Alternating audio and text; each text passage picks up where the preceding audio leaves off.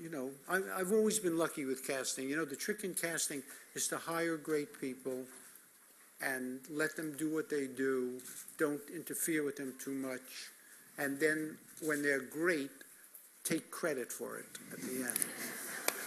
And I've done this for many years, and it works like a charm.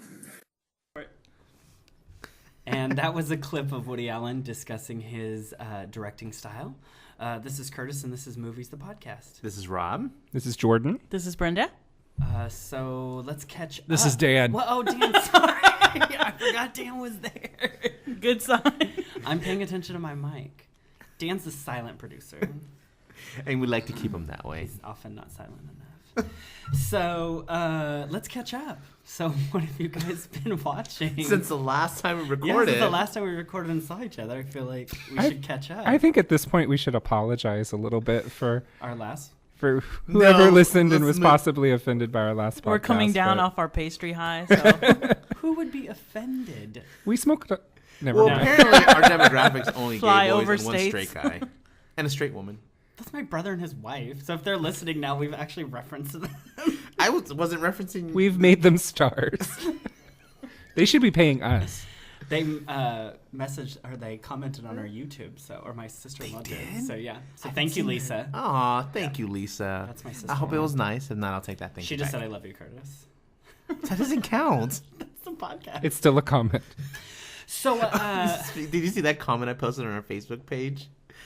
That leave Anne Hathaway alone. and then somebody got mad. Yeah. Yeah, I'm not going to leave her alone. You shouldn't. I am going She's to been run cast in that the new gag Chris into the Nolan ground. movie. Oh god. She and Matthew McConaughey. Oh great. Interstellar.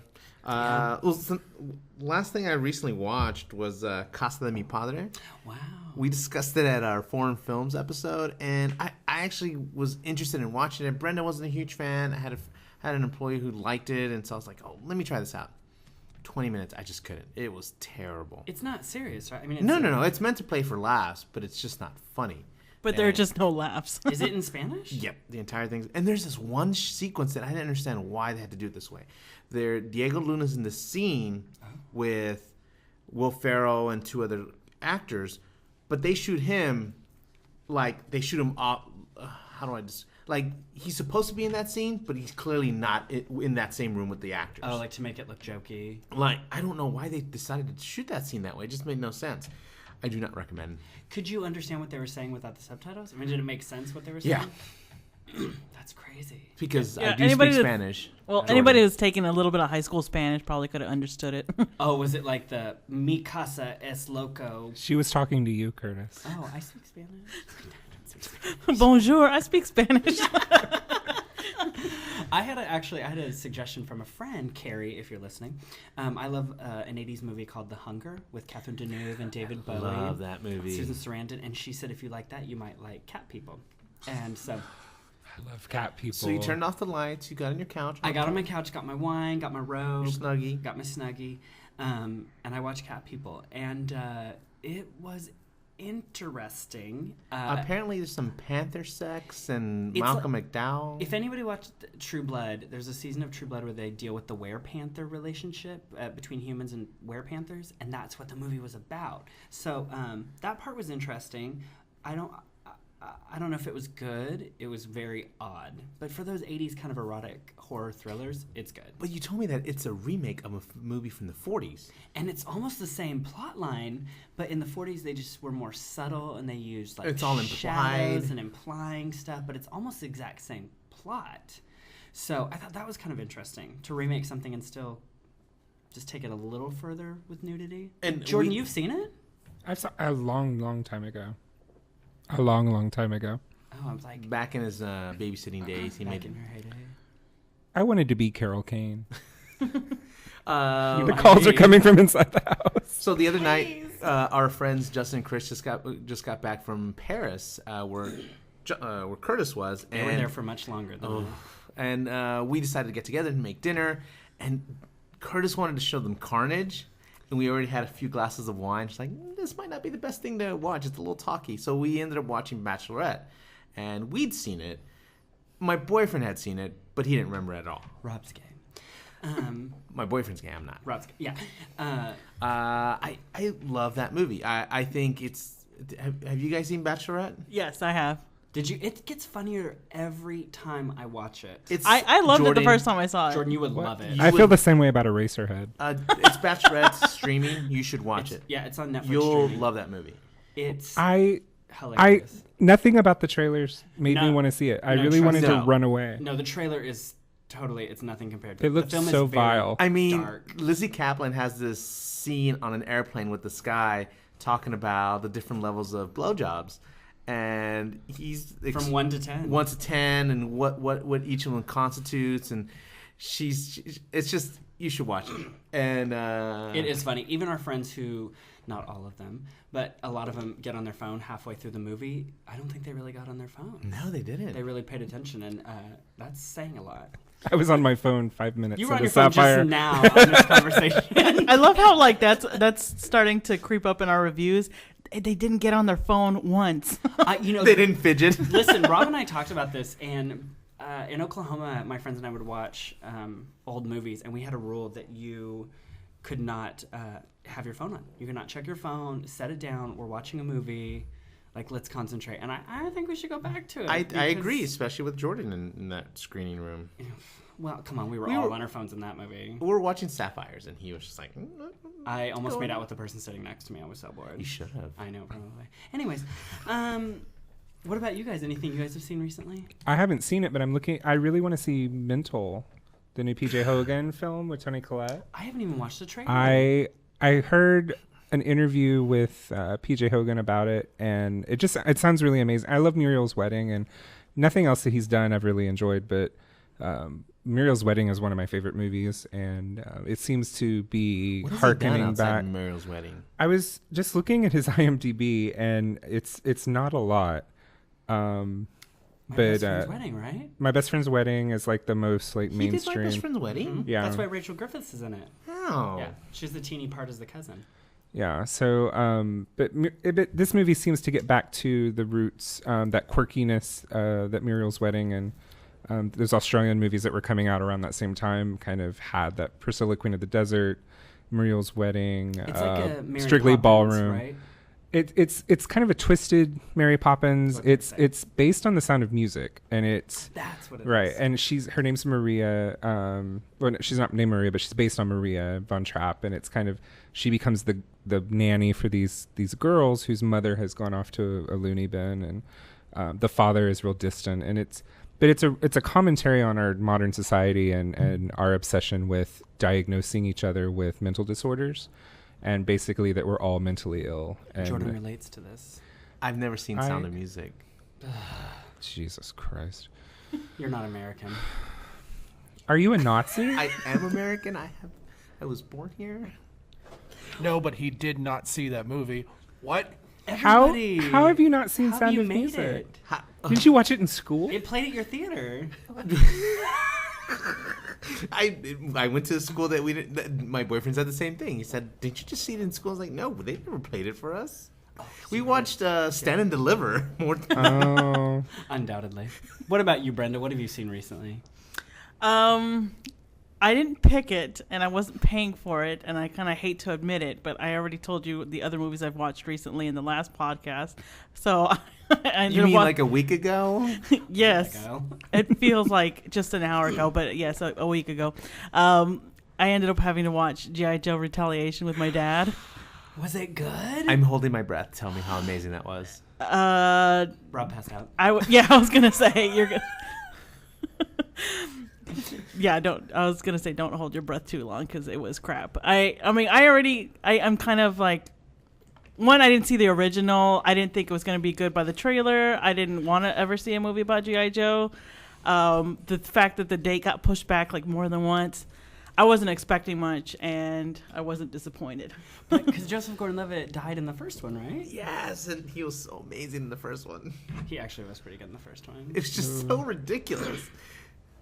It's like, oh, you're gonna cover my face for most of this movie. I'm just gonna act with my eyes. Fun. But I am looking forward to watching this weekend. It's coming out, Antiviral. It's by Brandon Cronenberg, the son of David Cronenberg, and just the premise that sounds like really interesting. We were just talking about Oblivion opens this weekend. That's all I want to see. it. Okay. I think that Upstream looks Color opens interesting. this week. Oh, that yeah, I saw the Ross trailer for that Theaters again. getting- I yeah, We want to open see it that. 1 week only, but by the time this airs, it'll be long gone. Rent it. Video on demand. Video on demand. It will be on video on You demand. could do video on demand. Ain't nothing wrong with that. But Upstream Color. I mean, go to the theater first. Upstream Color. Be like Brenda. Be a purist. Watch your movies in I theaters. know. I love that though. Yeah, I love how you guys make me sound like I'm a snob. I didn't say snob, bro. I think we covered in a previous podcast that you're both a snob and a bitch. Yes, I don't remember who said Please that. stop losing it. Although the black eye is healing nicely. That I sustained from Brenda throwing jumping that over laptop the at you. table. Brenda's a bitch slap. Black eye. Curtis, black eye. It's spiraling again, Dan. What's wrong with us? You know what? You know when helicopters like spin out of control? Oh, is that what I was like? I just like to sit back and watch after a while. Dan thinks that. Let it all burn. Accident. Well, the topic of our podcast today will segue to is directors. Which, I'm excited about this. yes, which we thought would be an interesting podcast, and since I'm leading the conversation, I'll kind of give a little background on why I really am excited about this conversation. I am a big fan of watching a director's body of work, and really recently, last year, I did it with John Waters. You know, I'm not a big John Waters fan, but I saw a couple of his movies. So I thought, you know what? I'm going to watch all his movies because I feel like you get the whole, it's like going to a gallery and you get the whole palette. You get to see this was the work they did in the beginning and this is the middle and this was towards the end. And you can see one piece of work from Pollock, but if you see like all of Pollock's work, you're like, maybe I get where his work is. I mean, that's a great director. You could get a terrible director and you're like, I've seen all their movies and I don't know what they're Like talking John about. Waters. Well, but John Waters has... John Waters is an amazing He's artist. an amazing... an artist is a good word for him. And so I Yeah. think that's why I love this conversation, because as we talk about directors, I adore just diving into directors their are very films. subjective, and I think Yeah. the way you just described it actually is the best way of describing how if you're going to enjoy someone's body of work, try go back and see. A few podcasts ago we were talking about Kurosawa and how Jordan had watched that, and it's been a long time since I've discovered a director or gone back and said, you know what, I've never seen any of these films. And Kurosawa, using him as an example again, I've never really watched a lot of Kurosawa. So it would be fun that if we go into specific podcasts about directors, that would be a fun challenge for us and our listeners. Oh, yeah. You would even have to watch... 3 is too little, but to watch 5 of a director I think gives a good window into their and to watch the ones that people say are bad. Like with John Waters, there's some that I'd never even heard of, and that I watched and I was like, oh, he is an artist, right? He is he's commentating. It's almost like on, a performance art that's filmed. I will give you that. I think that's the best way anybody's ever described John Waters to me. and I met him. I love John Humble Waters. brag. He had his art He is show. a hero. He had his art show just right over here, near here, and I went, and he was so funny. I'm not done shitting on him. Oh, okay, sorry. But He would does- actually like he's that into it, and yeah, would he want to doesn't film care. it But with Jessica Lange. I'm And not a she'd eat fan. it. I'm not a fan of him as a director. I'm very. Serial Mom is the only film of his that I just love. And that's love, the love. most generic. I just don't like, what are his previous films? Polyester and Female Trouble. Female Trouble. I'm just not a fan. Desperate Living. Desperate Living. Desperate Living is nutballs. It is no. It's But just see, not my taste. But I But love they're him not my as a taste. person. Yeah. I think he's fascinating. I love anything I read about him. His books are his great. books are. I find him interesting. I just not a fan of his films. But see, that's the great thing about watching directors' work. Remember, that's how you found Invasion of the Body Snatchers. Yeah, 'Cause you Philip Kaufman. You found him in another movie. And with John Waters, I wouldn't even say I enjoyed watching those movies. I didn't enjoy them because they're not enjoyable. they're kind of depressing. But you got to see everything he did. It's like Haneke. You're not enjoying watching a Haneke film, but that's not the point. They're showing you something. A good director really takes you... And for a across the guerrilla board. filmmaker, he is Waters. He Yes. is one of the best. He is. He would come on this show. Like, I would have no doubt he's that kind of director if we asked If him. you pay his $5,000 per appearance I fee. bet he would we could just call him. He just seems like one of those people that would just do it. I don't feel like, anyways, but. I mean, that's you why- guys are bringing up his early work, but I think Hairspray was the first film he started kind of maybe His first softening mainstream. Yeah. a little bit more mainstream. It's the first film of his I saw, and I ended up loving it. I do love musicals, but I feel like the Hairspray musical doesn't do for me what the original Hairspray did for me. Thank you. Right. I completely disagree, but I disagree because I feel the Hairspray the musical was its own type of. It is its own thing. It's its own thing. You know, it was an homage and homage, or what am I trying to say? Homage to Hummus. John Waters' film. And you know, when John Waters, I'm sure the money helped, signs off and says, you know what, I like what you're doing with this. Go ahead, make Yeah. some money. He probably made more money off the Hairspray musical than he made his whole career. Yeah. Good for him. But so my main question for you guys is, besides, I mean, I'm assuming since we all watch movies, we know of a director that we really love. But for you guys, and Brenda, you can start. What is a director that you're like, I love their movies. I always want to see it. I don't even need to know what it's about. I love this director. Well, I'm going to skip a certain Spanish director that I've mentioned in past. I know, I skipped him too. I skipped him just because I've mentioned him. I don't want to beat a dead horse. Voldemort. Like, Inarritu? he who shall not be named. Oh, let's talk about One Trick Ponies. Inaruto. No. But for me, I was thinking of some directors that are, for lack of a better term, fun. I always enjoy. I don't think it's too mainstream or anything like that. I genuinely enjoy most of their films, maybe some more than others. But somebody like Tim Burton, like I love his stuff. Like I mean, there might be some 10 years misses. ago. We're not talking about Brian De Palma. We're talking about Tim Burton. Oh, she's on fire. This girl is on fire. I think it's proximity to Jordan. He's just giving it to her. You just give that vibe off. So Tim Burton. Yeah, I love me some I'm Tim Burton. behaving during this episode. I guess I also like to reference back because I've been watching films, especially in theater, since I was pretty little, and like watching a lot of his earlier stuff, like in the '80s and everything. That's stuff I enjoy, and it's stuff that has a lot of rewatch value, and I even enjoy now as an adult. You look at his body of work. You see Beetlejuice, Edward Scissorhands. Ed Wood is Ed Wood. easily one of my favorite Yeah. movies of all time. He was on a streak, and he was making great films that had original stories. If you were to ask me, 15 years ago, if he's a director that I would love, no matter, like your question is, would I see it not knowing what the plot is? He would have been one of those directors. Now, No. I didn't see Dark Shadows. I was very disappointed with Dark Shadows. I'll say that. and Alice in Wonderland. I was too, disappointed with Alice in Wonderland. Everybody's disappointed. Disappointment. So he's reached that point for me that I think twice about watching his films. I kind of feel like that about my pick because one of my favorite directors is Oliver Stone, and he's when you look at his body of work, the zenith of his body of work was the 80s, early 90s, JFK, Wall Street. Those are two of my favorite movies. And I just really appreciate his point of view. I'm being schooled in how to talk into a damn microphone. But Natural Born Killers. Natural Born Killers, The Doors, Born on the 4th of July. I mean, these are movies. I mean, he's got Oliver Stone, Born on the 4th of July. It's excellent. Oh yeah, and he's had some misses. World Trade Center was It's a good. huge disappointment. No, I thought it was a great film. But and he just recently did on Showtime. He did a series. It was a 10-episode documentary series called The Untold History of the United States, where he really picked apart the Cold War. And I think it's one of the best documentaries I've ever seen. And See, W was a horrible movie. W was bad. Is it horrible? I don't know.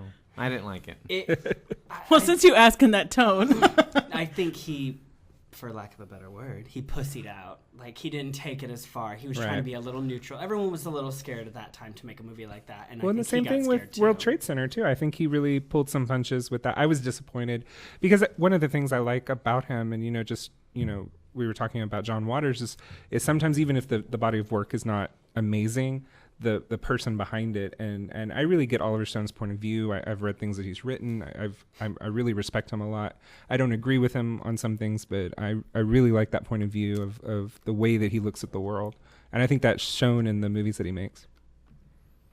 Go ahead, sister. I guess going back to my list. Yeah. Are we listing? Yes, that's what he said. No, you can. Hey, you got one. Oh, never mind. Sorry. So, okay. Brenda never lets me finish my lists. That's to what I was your- thinking. talk I'm your going to talk children. to HR. Where's HR? Anywho, my next one, Brandon just slapped. going with that same theme, is John Carpenter. Oh. I think Name 3 great John Carpenter movies. John Carpenter's The Thing, one of my favorite movies of all time. Okay. Halloween. Okay. Pause. No, I just had the name. It was on There's just 2. Escape from New York. That's a good movie. Booyakasha. I don't know. Escape from LA, not so much. You know, I was talking about this with a friend on Instagram, and I think Halloween 2 is the first slasher sequel. I could be wrong, but I think it's the first slasher sequel, and I watched it again. It's really good for a really sequel. Good. Yeah. It's really good. But John Carpenter, That's an interesting choice. that is Yeah, an it interesting is. choice. I like it. Never would have thought of him. Like, I mean, he's maybe not Oscar quote unquote No, no, material, no. but I mean, he's one of those directors. Like, even if he were to come out with things now, maybe in the last few Did you years. see The Ward? No, I haven't. I did. Oh, and Ghost on Mars, I was kind of That's This his is- last feature is The Ward. Yeah. Before that was Ghost of Mars. Yeah, Ghost of Mars wasn't such a fan of, but The I Mouth guess of Madness is his too. Sorry. yeah. Go ahead. No, go ahead. Go ahead. I wasn't talking or anything, but I was just reading. I'm trying to give you more. They Live. They Live. That's a good one. He's still somebody like Tim Burton. Maybe you would kind of think twice about, but if he were to release something right now, I'd totally go watch it. Big Oh Trouble. yeah, there's definitely Big Trouble in Little China. I know. Oh, that's a great one. And Starman. Christine. What about you, Robert? What about me? Who's a director that you? That I will go out of my way to watch? Yeah. M. Night Shyamalan. Oh, I love that man. No, I don't. For me, it's Alfonso Cuarón, the Spanish director or the Mexican director. Sorry. Correct. That did Little Princess, Harry Potter, Prisoner of Azkaban, Great Expectations, Y Tu Mamá También, and this last film was Children of Men. This is what he did to me. He was a director that when he came on board after Christopher Columbus directed the first 2 Harry Potter films, and I was just like, why would this director jump onto this franchise? I hadn't read the books or anything. So when I started researching, I went back and watched his films. It was just, to me, it was fascinating that he was engaged enough in this series to go on and make the 3rd film, and it became one of the fan favorite films. And now anything that he's done, I want to see. And he has a movie coming out this year called Gravity with Sandra Bullock and George Clooney. I'm also a big fan. You know what? One director that I just noted was Julian Schnabel. Oh yeah, yeah. And he started off as an artist, as a painter, and you can tell by his movies. Oh, it's just Before Night Falls and The Diving Bell and the Butterfly. and Basquiat. Basquiat, yeah. There's just beautiful films. And if he were to release another film, I would just see it no matter what. David Fincher, you and I were talking about David Fincher, how that man has a body of work that's just incredibly impressive. There's not a bad one in his filmography. And you even made an argument for Aliens 3. I'll always argue for Alien 3. Because people crap on that movie, and It's how I always argue for Joel Schumacher when they crap on him. oh, well, that's easy. He might be into that. But David Fincher does not have a bad one in there. He doesn't. Does not have a bad one in there. I mean, can you think of one David Fincher movie that you guys just don't like? I mean, there's The Game, there's Seven, there's Curious Case of Benjamin Button, there's Fight Club. There's, Zodiac. Huh? Zodiac's Zodiac's phenomenal. phenomenal. Zodiac's amazing. Yes. It's one of my favorite movies. The Social Network, Girl with the Dragon Tattoo. I mean, that man. House of Cards, can we count that? I Oh, would. for sure. Yeah. I mean, his stuff is tight. Yeah. Like, he knows what Did to he do Panic Room? Yes. He did Panic Panic Room was good too. Like surprisingly good. And Even he- his weaker films. Despite Kristen Stewart's best efforts. Well, and I think, do you know what's interesting about David Fincher? And we can get into this more later, but he knows what to do with his women. Like, he knows what to do with female actors. Like, Martin Scorsese does not know what to do with his women. I mean, there's some directors who are like, oh, yeah, we need a new actress. Her. Yeah, she can be in our movie. But David Fincher takes his female characters, and they're great female characters. Every single one of his movies, even Fight Club, Helena Bonham Carter, that's a great character. Even that. And interesting casting. Who now she's almost done every single character looking just like that. Bellatrix Lestrange. Or whatever, the same character. But do you know who was originally cast in Fight Club? In that part, Courtney Love. Really? Really? which would have been hilarious. They're like, Courtney, just come to set. It's fine. Well, you, We'll fill you. Like I called cut. You can stop acting like that now. She's like, wait! I need an Oscar nomination. That actress who ended up being in Girl with the Dragon Tattoo was in the first scene of Rooney Mara. She just had 3 scenes in that. in the Social Network Social in the Network. very beginning. Like we also talked about Tarantino, Ang Lee. I mean, these are all great directors, but to me, Alfonso Cuarón, Fincher, and Schnaub are some of the at least the 3 directors that I will go out of my way to see their films, no matter what. Well, definitely. I mean, we talked about John Waters, and I appreciate him and I love his movies. I really get a kick out of him. And Tim Burton, Stanley Kubrick is somebody that I really have always loved, and we've talked about him kind of at length.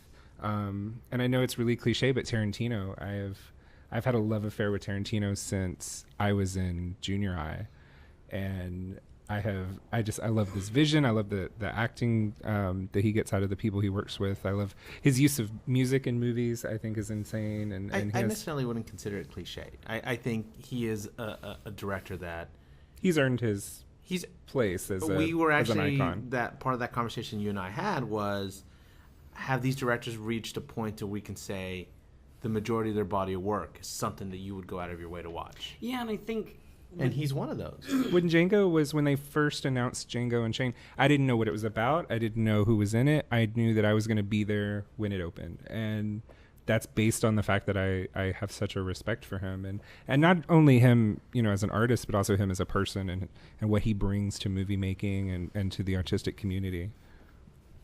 Yeah, I think that's kind of what Rob and I talked about with some of these newer people is when you look at this list of top 50 directors, people nowadays, the only directors they really notice is Quentin Tarantino. That's why. I think it's generational. No, totally. But you look at it now, and is that the only one that people know is James Cameron and Quentin Tarantino? And we went into the what makes James Cameron and Peter Jackson part of this list. Peter Jackson, more than anything, the argument with him is like he's only made the films that you would want to recognize as amazing films are The Lord of the Rings. I mean, you're not going to toss in there Dead Alive or Frighteners Or Meet the Feebles. Meet the Feebles. I enjoyed Meet the Feebles. The Feebles is sick. Well, I think, and so we were looking at this AMC list of the 50 greatest directors of all time, and there's a lot of them who, when we were kind of looking through the list, a lot of them have just made 1 or 2 great movies, or like with Peter Jackson, a trilogy of movies, or George Lucas, they just really mentioned Star Wars.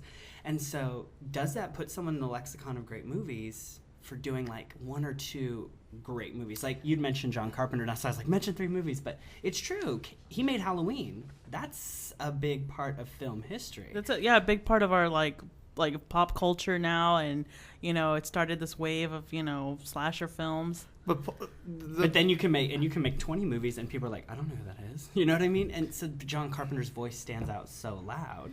Well, part of what my thought on when I said generational, I said what films. We're all about the same age here, with the exception of Curtis, who's 55. But I sound young. Oh, he does. The directors that molded us. Once we started appreciating films, once we started really understanding the craft, knowing what we liked about it, and we went back and started searching for what's the one you really like? Who? Orson Welles. Yeah. I mean, you obviously as a kid you weren't really introduced to that, but maybe you are. Your mom took you to see English. Your grandma took you to see English Patient. I know. But some of the filmmakers that molded you guys growing up, and Brenda, you're clearly been molded in the sense of horror, and you love that. Or cult classics, I want to say. Which, yeah. I think it's generational. I listed down Wes Anderson as a director that I like, but I don't love, and I feel like he's gotten to the point where he's a one-trick pony, in my opinion. I think, he peaked with Tenenbaums. I think you can put that film up against so many others, it holds its own. But then you look at Darjeeling, you look at, most recently, Moonrise Kingdom. I think it's all the same. It's all cut from the same thread, and I don't want to see that from a director. I want to see a director that challenges themselves more outside of that. And, but you look at kids younger than us, they grew up on films like that, and it's just that's their generation. That's Oh, well, one thing we were discussing earlier is like the lack of. Well, actually, there's no female directors on this list. Yeah, we did. I'm glad you brought that up. In bringing and thinking of some of my favorite female directors, it seems like they've made like one or two films that were great, and it was like a start of a great career. But I don't know if because of opportunity or what, they just didn't have a long or lasting career as some of their male counterparts. Like I think the two that are most probably popular right now, and they're both good directors in my opinion, is Sofia Coppola and Catherine Bigelow. But if you think of somebody like where was it? Alison Anders? Sarah Polly's a good one. Sarah Polly's a good one. Alison Anders fell off. Yeah, I'm like, where is she? And I think she made great films. I really like Mi Vida Loca. I'm not Mexican. No, Mi Vida Loca is good though. And so is Gas Food Lodging, I believe. And then she did Grace of My Heart, which is kind of when it went down. Yeah. And then they do TV though. Lisa Cholodenko's a really good one too, who did The Kids Are All Right.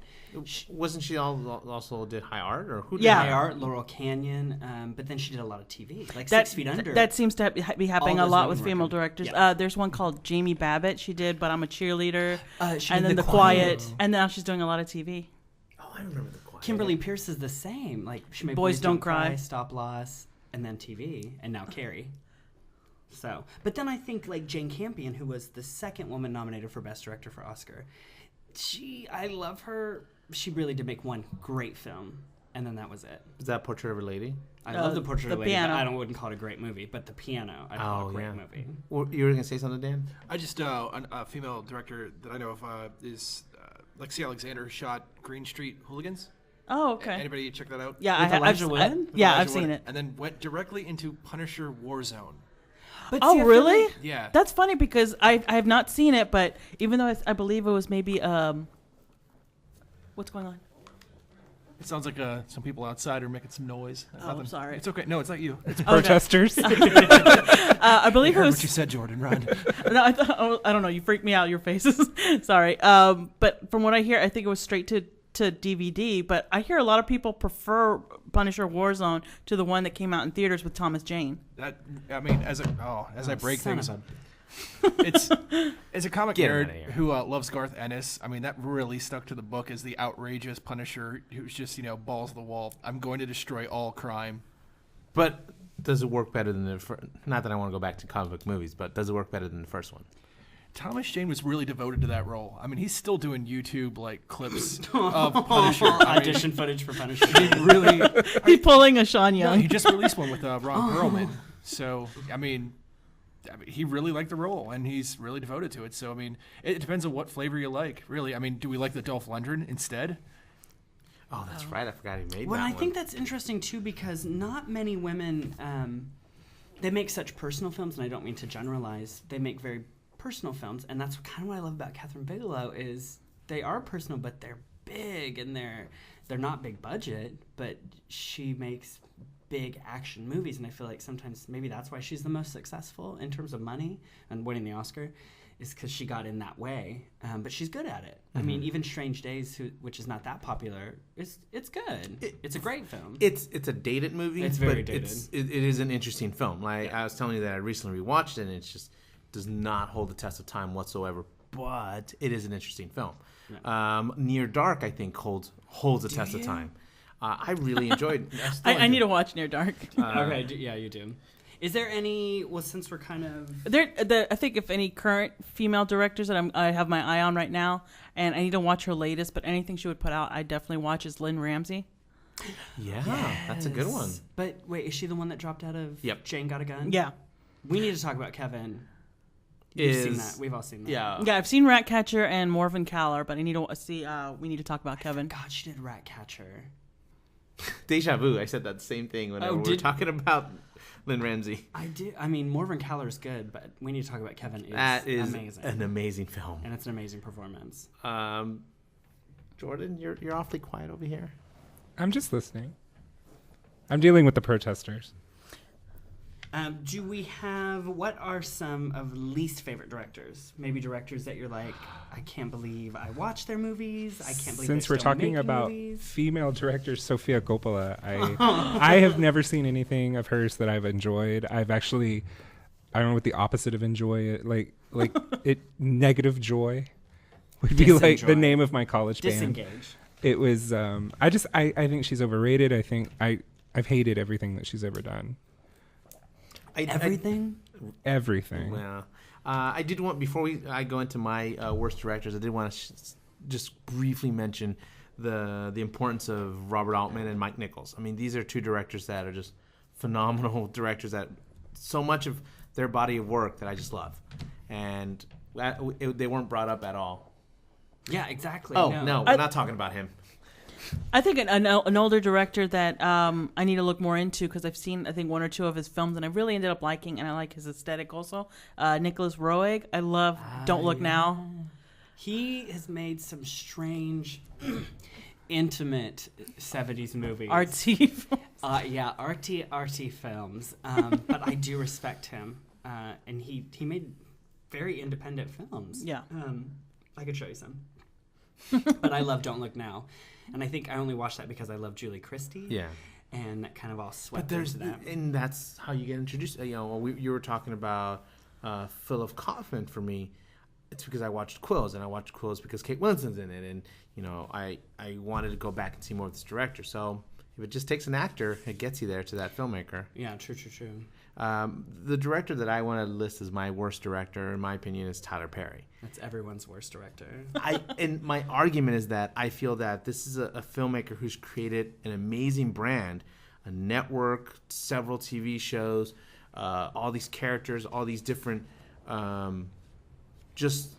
He's created an empire, and he has a captive audience. But each of his films are just dumbed down, and they're It kind of speaks to the lowest common denominator. I feel that that's such a disappointment that if you have this audience that's willing to turn out the $30-40 million your movies open every time, tell something stronger, tell something better, and I think you can. And I think that He tried. I think the groundwork is there. From the films that I've seen of his that aren't outside of the Medea films, the blueprint of a good film is there. The stories are there. The I guess not the stories that he's trying to tell, but Not in this last one, in Temptation. But you know what I think is funny, and we were just talking about that with John Carpenter. You can make one film and people remember you forever. Tyler Perry's going to make 50 of these movies, and what will we actually remember seeing? Yeah, that's true. Medea. Yeah. And that's not even a movie. That's Just a character, yeah. So I think that's kind of an interesting thing is, where will he be? I mean, he'll be rich. no, he will. And I have respect for him as a businessman, and I think he knows what he's doing, and he knows how to capitalize on that. But as far as a good storyteller, he's a terrible writer and a terrible director. Like his films, the way I don't think you would call them art. You would dare to call them art. No, I wouldn't even Aren't they come close. kind of their own trash art? I mean, Well, it's kind of like comparing Justin Bieber to Paul Simon, and just you've got one end of the industry, which is bottom line driven. We're going to make as many movies as we can. We're going to make them for as cheap as possible. We're going to do it at a 5th grade reading level. We're going to just churn them out, and make millions. I disagree. Tyler Perry, he has so much control over his empire, his characters, his all everything he does. He can be selective of what he releases. He can be and selective. he chooses not to. And he's he not. doesn't. He chooses not to. It's because of whatever reason he's putting them out. He's not a Universal or Warner Brothers that is churning them out, making a profit. But at the same time, I want to say he is. But he has control over all of his films, of what gets released and what content goes on there. That's So almost worse. Exactly. Yeah, I yeah. think it's worse that if you have that kind of power over a studio, because he has a network and he has a production company, but he still needs Lionsgate Films to release his films. They will release whatever he puts out. Because they'll make him some money. They'll make him some money. But I think that's why we should respect, and Lee Daniels is probably my least favorite director, even though Precious is a good story. I think he's a terrible director. But he at least is doing something interesting. Mm-hmm. He's at least doing something that is thought-provoking and interesting and different and strange. And, I always talk about Nicole Kidman and The Paperboy. So he's getting people to do something different. I'll always remember you'll always remember seeing Precious run down the street with a bucket of chicken. I mean, it's just not, that's memorable. Do you know what I mean? And so he's not a good director. I mean, he's probably a great producer. He produced Monsters Ball. yeah. But, that's why we gotta have respect for those directors who do something different, like they do in France. I think for me, I'm sorry. No, I just wanted Jordan to know that I understand what he was trying to go with that example and the Justin Bieber and Paul Simon. Paul Simon. There's an audience for both. I think you're saying within context. Yeah, within context. Yeah. My argument with why I feel he's a terrible director is because you have this much control. You would hope that you'd want to produce something better, but he doesn't. My choice would have to be. It looks like he might be redeeming himself with his latest release, Pain and Gain, but I'd have to pick Michael Bay. We've been in this debate Michael before. Bay. I'm on the Curtis boat on this one. No, I drank the Kool-Aid on Michael Bay. But do you tell us why you don't like him at all? The same way, like, Because kind of it's what so you're valid to not like him. It is like it's not. I'm just jumping on the bandwagon. It's just. I mean, I feel like he has so many resources and the money. It just. I mean, like, what are you throwing it away on? Just like some of the. Spray tans for Mark Wahlberg. Well, I haven't seen Pain and Gain, so I can't speak on it. But not that that's talked about before. But something like Bad Boys 2, that was just ridiculous. It looked like a frat house made that film. I think it's funny because I love Criterion. I'd like to talk like what you're gonna say, but use her John Carpenter example of what they established. Oh, that is kind of good. Are we comparing Michael Bay to John Carpenter? But Listen, kind of. listen, Hold on, but listen. Criterion got me because I was like, why is The Rock and Armageddon on Criterion? This is ridiculous. And somebody made a point to me, and it's very valid. Michael Bay set the tone for the action movies that we have now. Bigger and louder. And, I mean, there's so many movies that come out like Battleship, and he did all the Transformers, but there's so many movies that come out. They're not even his. But you don't know the difference because they're all mimicking his style of action. Mm-hmm. And I think that's like with John Carpenter. You might have seen a slasher movie in the 70s and thought, oh, is that John Carpenter? Like, or Prom Night or Terror Train. No, it's not. But I think a lot of action movies stole from Michael Bay, and that's why, the only reason I don't like him, but that's why I think he's so relevant. I can understand that, but at the same time, I don't know, it doesn't make him good. No, I know. No, No, I'm not saying he's good. No. But I do see his effect. Just like it's like the John Carpenter effect. It's this weird thing that you can't, I would never see Michael Bay Someone movie. pioneered it. He pioneered films on that level. And you give him credit for that. You know, when you look at Armageddon, you look at The Rock, Bad Boys, they're fun films. Even though, you know, he's watered himself down by this point. But you can't argue that you still don't like watching Armageddon or. I do like Armageddon. It's a great movie. It still is. But he set that standard. I know. I mean, and like maybe he's been able to accomplish it with some of his films and not so much other ones. But it's just like, I mean, there was action films before he came around, and I've seen action films kind of like with a brain, if you know, if that's the best His way to don't put have it. brains. No, not at all. But I think that's his thing. But lately his films have gone limp. Should we The talk about- Transformer films. Yeah. I'm thinking he took a Viagra for Pain and Gain because I don't know It that seems a little. the trailer got me, and then as soon as I found out it was by Michael Bay, it made sense because it looks like a Michael Bay film, but it totally caught me, and I'm really curious about I'm seeing excited it. to see Pain and I Gain. am too. He actually did a movie that I really liked, The Island, I like the island which is too. I really enjoyed that I movie. think it's really good. It reminded me of an old movie that I can't remember. Logan's Run. Sorry, It's Les Mis. Logan's Run. It reminded me of a movie, which title I can't remember. The podcast. Alrighty, so rounding down, that was our director's discussion. We'll try and get a list of half of the movies that we referenced in this, so you guys can kind of Jordan, catch up. did you list your worst director? Sophia Coppola. Oh, that's right. You forgot that?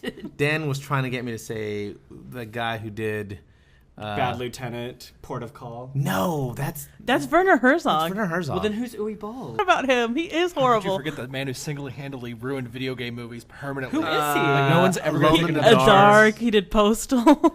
He's that guy that challenged a movie critic to a boxing match. I like him want already. to give him a chance. all of his films are just like notoriously I'll bad. have to watch one. really bad. When he Really, wrote it really down, I thought he was just writing Hoda Kotb or something. So anyways, that's wrapping up for today. Thank you guys so much. Like I said, we will see you next time. This is Curtis. This is Rob. This is Jordan. This is Brenda. Dan. Bye, guys. Bye.